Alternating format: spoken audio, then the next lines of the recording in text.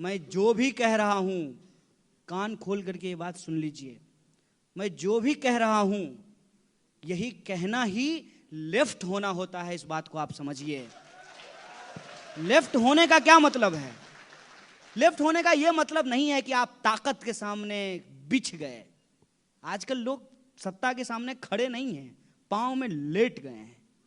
कहते ना प्रधानमंत्री कि गांधी जी भी पूंजीपति के साथ खड़े हुए थे, लेकिन माननीय मोदी जी आप तो लेट गए हैं उनके सामने। और असली ताकत जिसके पास है उसका उदाहरण आप देखिए कि किस तरीके से तमाम चीजों में आपको असली ताकत नजर आएगी। देश की प्रधानमंत्री के पीठ के ऊपर एक कॉरपोरेट हाउस का हाथ है। ऐसा संभव था पहले? किसी को मजाल थी कि नेहरू के पीठ पे कोई हाथ रख देता, गांधी जी के पीठ पे कोई हाथ रख देता? ये कैसे हुआ है? ये इसलिए हुआ है कि हमने सत्ता से सवाल पूछना बंद कर दिया है।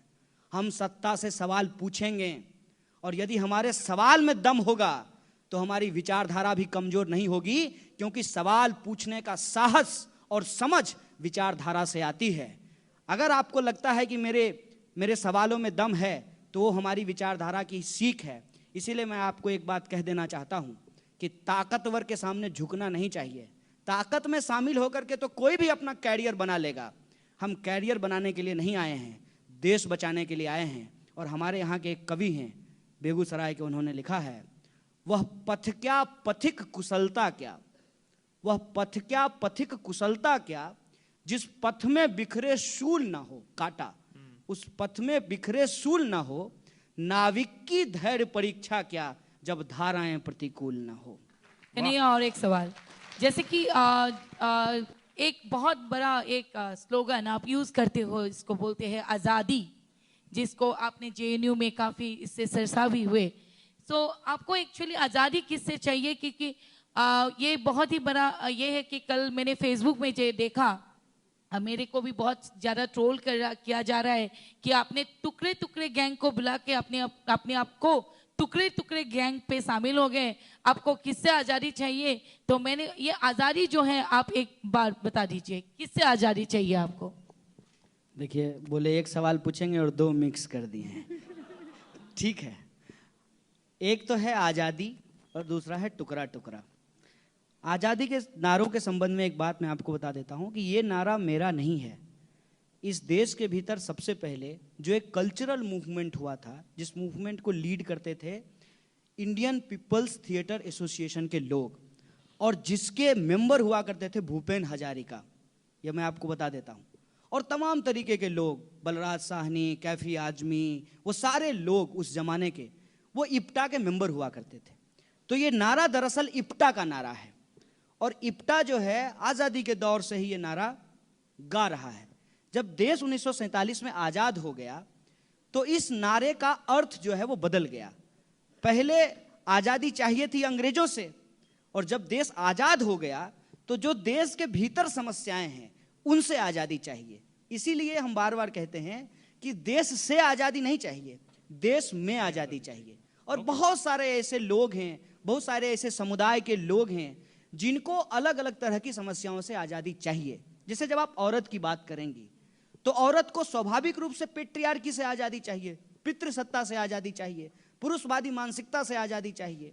जो नौजवान हैं उनको बेकारी से आज़ादी चाहिए, जो गरीब हैं उनको गरीबी से आज़ादी चाहिए। हमारे समाज की जो अलग अलग तरह की समस्याएं हैं उससे हम आज़ादी चाहते हैं। और एक उदाहरण और मैं आपको बता देता हूँ।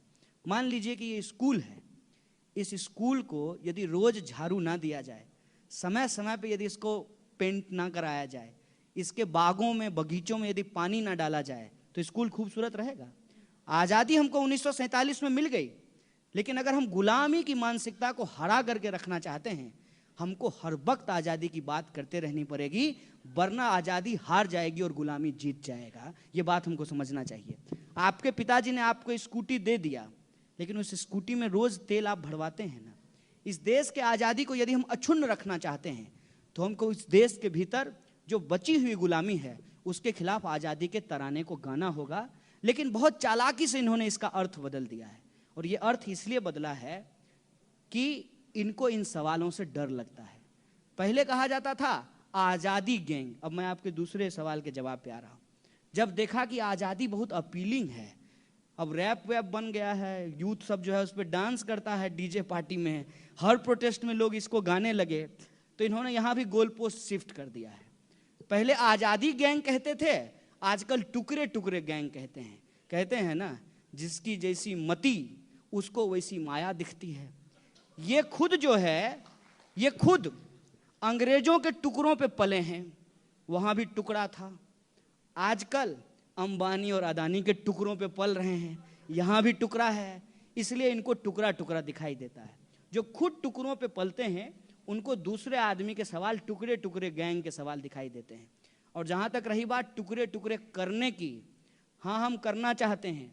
इस देश में गरीबी का टुकड़ा टुकड़ा करना चाहते हैं, इस देश में बेकारी और भूखमरी का टुकड़ा टुकड़ा करना चाहते हैं, इस देश में जो पितृसत्ता है जिसको पेट्रियार्की कहते हैं हम उसको टुकड़े टुकड़े करना चाहते हैं, इस देश के भीतर सांप्रदायिकता, कम्युनलिज्म और कास्टिज्म का टुकड़ा टुकड़ा करना चाहते हैं। अगर हमको करना ही होगा तो हम ये करेंगे, देश से नहीं देश में आजादी चाहिए।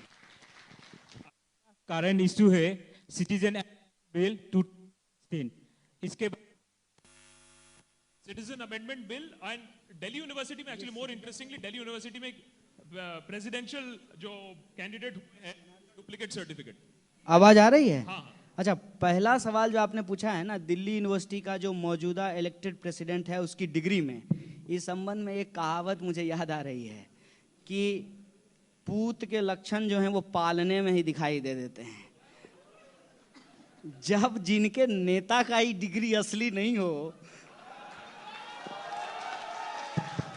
तो जो वैसा बनना चाहता है उससे तो हम यही एक्सपेक्ट कर सकते हैं।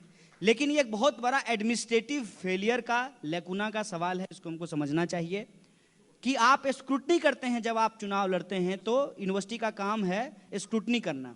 आखिर दिल्ली यूनिवर्सिटी जो है वो स्क्रूटनी क्यों नहीं कर पाई, तो ये बात भी आप समझ लीजिए। जब प्रधानमंत्री का डिग्री नहीं दे रही है तो इसका स्क्रूटनी कैसे करेगी? ये सब खेल है, सब गोलमाल है, इसको आप समझ लीजिए। और दूसरा जो आप सवाल पूछ रहे हैं सिटीजनशिप के बारे में, मैं ईमानदारी से स्वीकार कर लेता हूँ, ठीक है। टिपिकल नेता की तरह हर बात पे जो है झूठ बोलना जरूरी नहीं है। मुझे इस सवाल का जवाब बिल्कुल नहीं पता है, लेकिन इस सवाल से इतर मैं एक बात आपको कह देता हूँ, आप इससे सहमत और असहमत हो सकते हैं। मेरी राय में, मैं उस सवाल का जवाब नहीं दे रहा हूँ, मुझे मालूम ही नहीं है उसके बारे में, लेकिन मैं एक बात कह रहा हूँ कि सिटीजन्स को लेकर के जब लीगल और इलीगल कुछ कहा जाता है ना, तो मुझे बड़ा अजीब लगता है। इसलिए लगता है कि ये लीगल और इलीगल जो है हम मानवों की बनाई हुई चीज है। नेचर की नज़र में कोई लीगल और इलीगल नहीं होता है, सब इंसान होते हैं, यही ह्यूमन राइट का बेसिस होता है। पूछा जाता है सबसे, तो सर वो नेशनलिज्म और जो आज़ादी के समय में नेशनलिज्म थी, वो दोनों में क्या फ़र्क है आपके हिसाब से? और एक लोकतंत्र में क्या किसी को भी हक होना चाहिए किसी की नेशनलिज्म पे संदेह करने का, या पूछने का, या दिखाने का कि तुम्हारे पास कितना नेशनलिज्म है, हमसे ज़्यादा है या हमसे कम है? ओके, पहले का नेशनलिज्म और 2014 के बाद वाला नेशनलिज्म क्या फ़र्क है? क्विकली देखिए, 2014 के बाद जो ये नेशनलिज्म का लोगों का टेस्ट किया जा रहा है, ये तो मुझे कई बार लगता है कि लॉयल्टी टेस्ट टाइप का कोई चीज़ है। माने क्या है नेशनलिज्म? नेशनलिज्म कोई बुखार है क्या कि आप थर्मामीटर लगा करके चेक कर लेंगे कि 102 डिग्री है, नहीं 98 डिग्री है? ये मैं बार बार कह रहा हूं कि ये पूरा का पूरा अटेम्प्ट ही इसलिए है ताकि इस देश के लोगों के असली सवाल को गुमराह कर दिया जाए। नेशनलिज्म होता है, और मैं नेशनलिज्म के संबंध में एक बात कह देता हूं।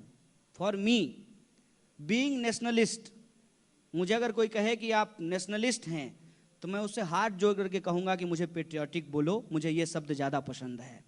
मैं ये बात इसलिए कह रहा हूं कि ये कॉन्स्टिट्यूशनल जो अंडरस्टैंडिंग है उससे मैं ये बात बोलता हूं। इस देश के संविधान का पहला आर्टिकल, कॉन्स्टिट्यूशन का फर्स्ट आर्टिकल क्या कहता है कि भारत राज्यों का संघ है, India is the union of states. उसमें तो नहीं कहा गया है कि इंडिया इज ए नेशन। ये जो कॉन्सेप्ट है भारत में नेशनलिज्म का और यूरोप में जो नेशनलिज्म का कॉन्सेप्ट है, इसमें भारी अंतर है। भारत के भीतर अलग अलग तरीके की नेशनलिटीज हैं, और इसीलिए आप देखेंगे कि आसाम में लोगों का अलग झंडा होगा, तो वो तिरंगा भी फहराएंगे और असम का भी अपना झंडा फहराएंगे। कर्नाटक में भी ऐसा होता है। हमारी जो है बोली भी अलग अलग होती है। राष्ट्रीय स्तर पर एक लैंग्वेज होगा और हमारे राज्य के स्तर पर एक अलग लैंग्वेज होगा। तो ये जो हमारी डाइवर्सिटी है, इस डाइवर्सिटी के चलते हम जो है कंट्रोल सी और कंट्रोल वी नहीं कर सकते हैं यूरोप के नेशनलिज्म के साथ। हमारा नेशनलिज्म जो है बिल्कुल अलग है, और यही जो हमारी डाइवर्सिटी है, हमारा जो नेशनलिज्म का डिस्कोर्स इतना डाइवर्स है, उसको श्रिंक करने के लिए, उसको छोटा करने के लिए और हमारे ऊपर वननेस थोपने के लिए इस तरीके का बाइनरी क्रिएट किया जा रहा है। 2014 के बाद जो परिस्थिति पैदा हुई है, जिसमें हर सवाल पे आपसे पूछा जाता है कि आप नेशनलिस्ट हैं कि नहीं हैं, ये दरअसल हमारे सवालों को गुमराह करने के लिए है। और जो सवाल ये पूछ रहे हैं उनसे पलट करके पूछिएगा कि राफेल डील में जो करप्शन हुआ है, ये नेशनलिस्ट करप्शन है या एंटी नेशनलिस्ट करप्शन है। Okay.